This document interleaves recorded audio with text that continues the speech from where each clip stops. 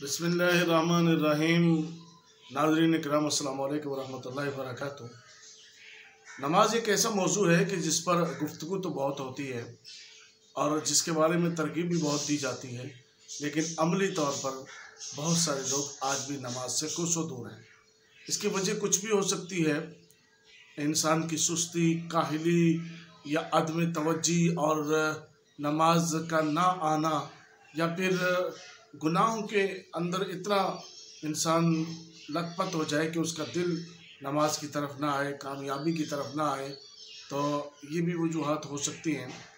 और आज जो हमारे इस माशरे के अंदर जो इसकी सबसे बड़ी वजूहात में से एक वजह ये है कि आज के हमारे नौजवानों का रुख, जो कल के नमाजी हैं, उनका रुख मसाजिद की तरफ नहीं है। आज घरों में हमारे हर चीज़ मौजूद है माँ सिवाय नमाज के। नमाज पढ़ी भी जाती है तो टेम्परेरी तौर पर और हड़ाहुड़ी में पढ़ के उसको जान छुड़ाने की कोशिश की जाती है। याद रखिए, नमाज इस्लाम का अहम तरीन रुकन है। इसके बारे में हम अहादीस से, इसके बारे में हम अक़वाल सहाबा से रज़ियल्लाहु ताला अन्हुम अजमईन से और दीगर उलमाए अमायदीन से हम इसके बारे में मुसलसल सुनते रहते हैं। बस अमल करने की बात है। कभी वो वक्त था कि जब तहज्जुद, नौजवान भी तहज्जुद गुजार होते थे, और आज तहज्जुद में बुज़ुर्ग भी नज़र नहीं आते। फजर की नमाज की पहली सफ़, फ़कत एक सफ़, या फिर उसके बाद बचे हुए 4 नमाजी पिछली सफ़ में, इसके अलावा कोई नहीं है। वही जहाँ पर फजर की नमाज का वक्त ख़त्म होता है, थोड़ी देर के बाद गलियाँ भर जाती हैं, स्कूलों के लिए वैन्स आ जाती हैं, गाड़ियाँ भर जाती हैं। वही पेरेंट्स, वही माँ बाप जो अब नमाज के लिए नहीं उठे, वही लंच के लिए उठ रहे हैं, बच्चों को स्कूलिंग के लिए उठ रहे हैं।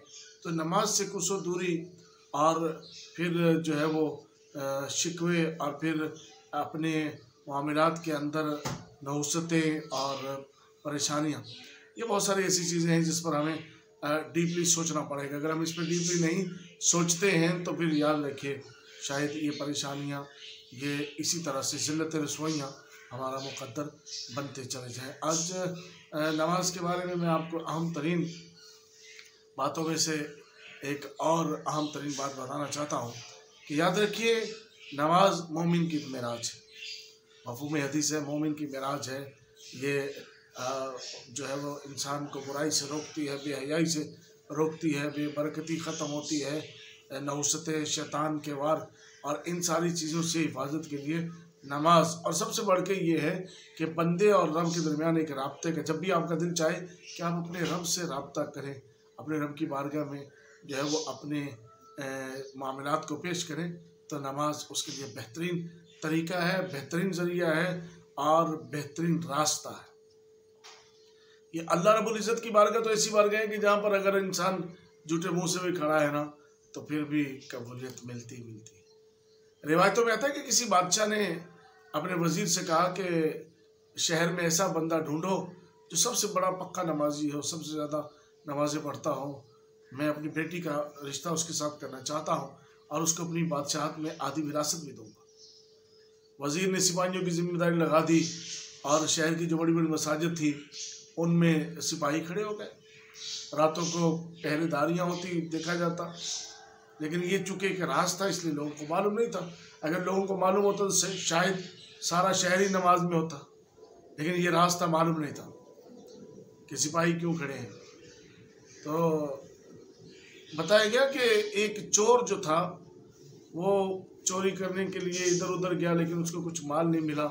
तो उसने एक दिन मस्जिद में देखा कि बहुत सारी चीज़ें मौजूद हैं, पंखे मौजूद हैं, ये मौजूद है, वो मौजूद है, होता है ना मस्जिद के अंदर। अब उसने सोचा कि भाई मैं रात को कोने में छुप के बैठ जाऊंगा, आधी रात होगी तो अपना काम करके निकल जाऊंगा। अब वो इशा की नमाज के वक्त मस्जिद में आया और नमाज ख़त्म हो गई। अब लोग जाने लगे, उसने नवाफिल की नीयत बांध दी, पढ़ता रहा। सिपाहियों ने जब झांका तो देखा कि एक शख्स मस्जिद में नमाज पढ़ रहा है और बाकी चले गए हैं, और वो पढ़ता रहा। जब उसने देखा कि नमाजी सब चले गए, अब सामान बांधना, इकट्ठा करना शुरू किया, सामान बांधा, इकट्ठा किया सामान। अब जो है जाने जब लगा तो बाहर उसकी नज़र पड़ गई सिपाहियों पर, और परेशान हो गया कि बाहर सिपाही मौजूद है, मैं चोर हूँ। अब सिपाहियों को भी शक गुजरा कि कोई है। जब सिपाही आए तो वो दोबारा नमाज की नीयत बांध के नमाज में खड़ा हो चुका। सिपाहियों ने फौरन इत्तला की वजीर को कि रात का ये पहर है और बंदा मुसलसल नमाज पढ़ रहा, बड़ा नमाजी, पक्का नमाजी।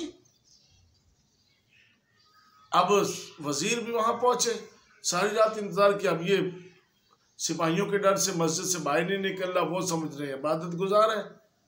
अब सुबह हुई तो इसको पकड़ा वजीर के पास, वजीर इसको लेके बादशाह के पास।